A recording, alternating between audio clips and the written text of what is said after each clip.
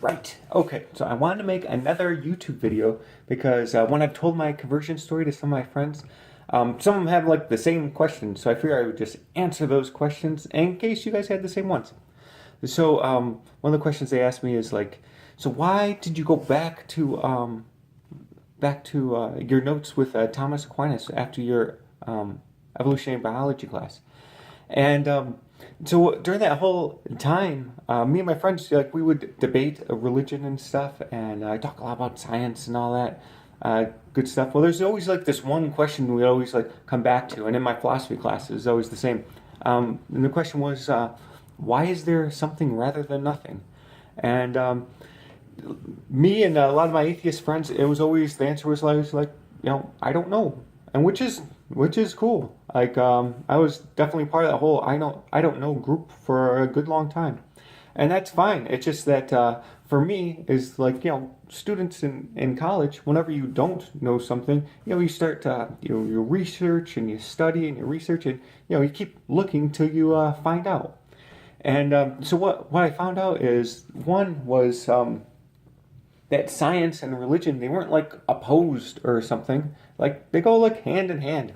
And I still like totally dig like evolution and stuff. I just think it's one of the tools that God has used. There's this really cool video. It is with Father George Coyne and Richard Dawkins. I mean, totally check it out. It's awesome. And then Bishop Barron does like a whole bunch of awesome videos on the same subject.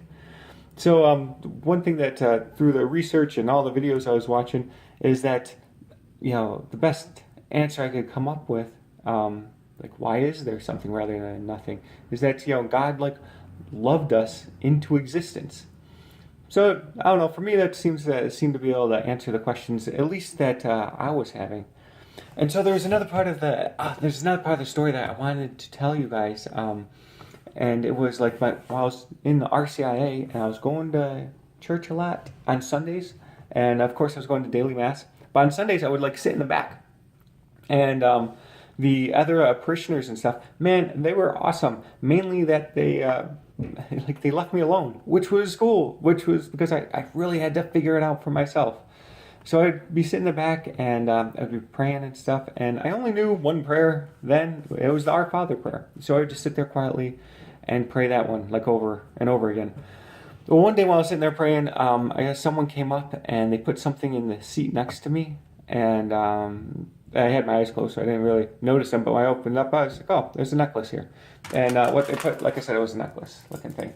This is what it was, and so I brought it to my RCIA teacher, and I was like, "I see people carrying these things around. Is it just like a Catholic necklace?"